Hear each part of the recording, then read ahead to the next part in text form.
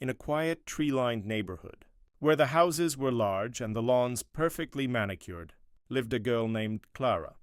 Clara was the kind of girl who seemed to have it all. Her parents were wealthy, her home was luxurious, and her future was carefully planned out. She attended the best all-girl schools, where the rules were strict, and the focus was solely on academics. Clara was smart, polite, and obedient, everything her parents wanted her to be. But there was one thing missing from her life, something she didn't even realize. She was curious about until it walked right into her world. Clara had never been around boys. Her schools were all girls. Her friends were all girls, and even her extracurricular activities were carefully chosen to keep her in a bubble of safety and focus. But as she grew older, Clara began to wonder about the world outside her bubble. She would see couples holding hands on the streets or watch romantic movies in secret, and her curiosity would grow. What was it like to talk to a boy? To be close to one? To feel what everyone in those movies seemed to feel? One summer holiday, everything changed. Clara's aunt, who lived a few houses down, had a visitor, a boy named Ethan. He was her aunt's nephew, visiting from out of town. Clara first saw him while she was watering the plants in her front yard. He was tall, with messy hair and a smile that made her heart skip a beat. She quickly looked away, feeling a mix of excitement and nervousness. She had never spoken to a boy her age before, and the thought of it both thrilled and terrified her. Ethan noticed her too. He thought she was beautiful with her long hair and shy smile.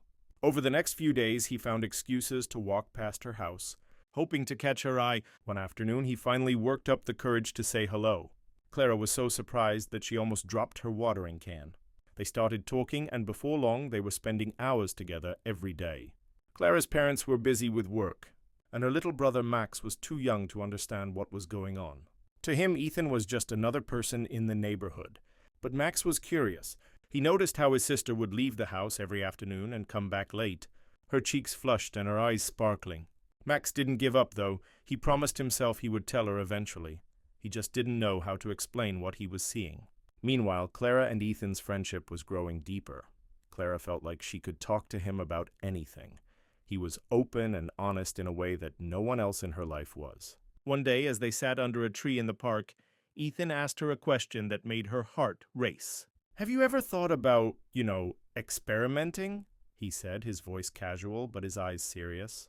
Clara didn't know how to respond. She had thought about it, of course. She had so many questions about relationships and intimacy, things she had never been able to ask anyone. But the idea of actually doing something about it was both exciting and terrifying. She didn't say anything, but Ethan could see the curiosity in her eyes. The next day, Clara decided to talk to her mother. She didn't know how to bring it up, but she knew she couldn't keep it to herself anymore. "Mom," she said nervously, "there's something I need to tell you." Her mother looked up from her work, her expression a mix of surprise and concern. "What is it, Clara?" she asked. Clara took a deep breath. "I've been spending time with a boy," she said. "His name is Ethan, and he's been helping me understand things about relationships and other stuff." Her mother's face turned pale. "What do you mean, other stuff?" she asked, her voice sharp. Clara hesitated. "He said he could help me experiment if I wanted to." Her mother stood up, her hands trembling. "Clara, do you have any idea how dangerous that is? You don't even know this boy. What were you thinking?" Clara felt tears welling up in her eyes. "I didn't know what to do, Mom. I wanted to understand." Her mother took a deep breath, trying to stay calm. "We need to talk about this. But first, I need to know everything. Where is this boy? How long has this been going on?" Clara told her everything, her voice shaking as she explained how she and Ethan had met and what they had been talking about. Her mother listened in silence, her expression growing more and more serious. When Clara finished, her mother sat down, her face pale and her hands clenched into fists. "This stops now," she said firmly. "You're not to see that boy again. Do you understand me?" Clara nodded, tears streaming down her face. She felt a mix of relief and guilt. She knew her mother was right, but she couldn't help feeling like she had lost something important. The next few days were tense in Clara's household. Her mother kept a close eye on her, making sure she didn't leave the house without a valid reason. Clara's father, who had been mostly absent due to his demanding job, was filled in on the situation. He was furious, not just at Clara, but at himself for not being more involved in her life. "Yeah, but how could we let this happen?" he asked his wife one evening, his voice heavy with guilt. "We were so focused on giving her the best education, the best opportunities, that we didn't even notice she was struggling with something so basic," Clara's mother said, rubbing her temples. "We thought we were protecting her, but maybe we sheltered her too much. She didn't know how to handle this because we never taught her." Meanwhile, Clara felt like a prisoner in her own home. She missed Ethan. But more than that, she missed the freedom to explore her feelings and ask questions. She felt like her parents didn't understand her, and in a way they didn't.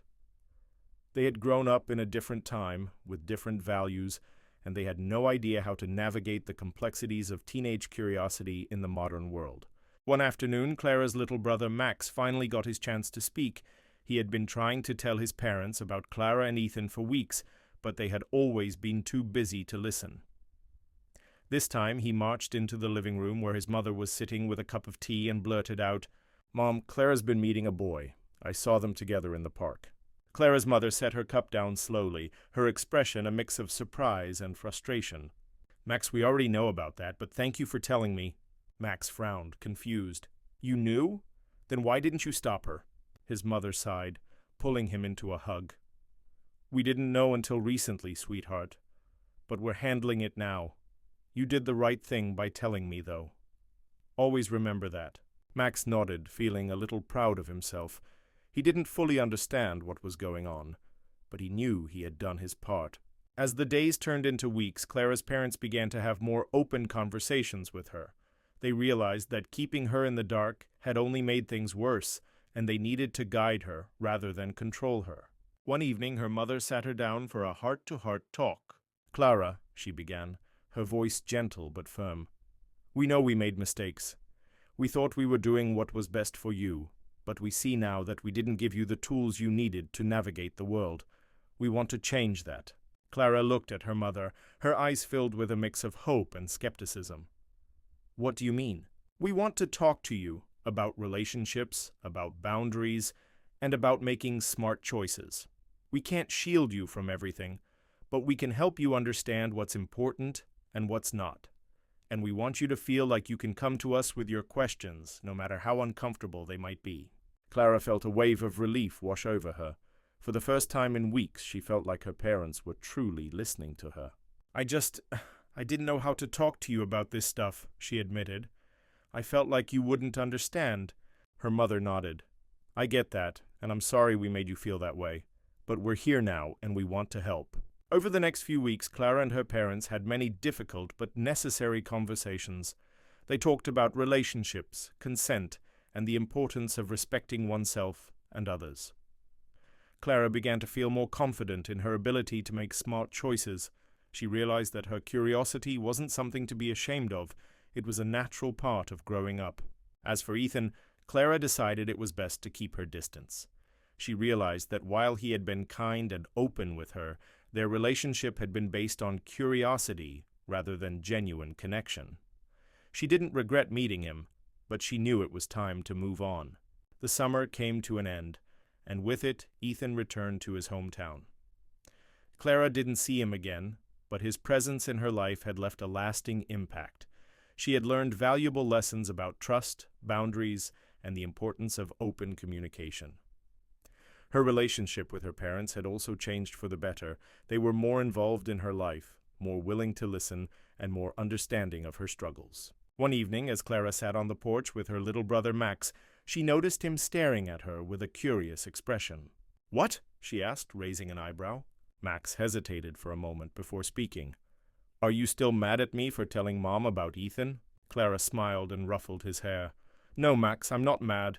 You were just looking out for me, and I appreciate that." Max grinned, clearly relieved. "Good, because I don't like it when you're mad." Clara laughed, feeling a sense of warmth and gratitude. Despite everything that had happened, her family was still there for her, and that was what mattered most. As the school year began, Clara found herself in a new environment. Her parents had decided to transfer her to a co-ed school, believing it was time for her to experience a more balanced social life.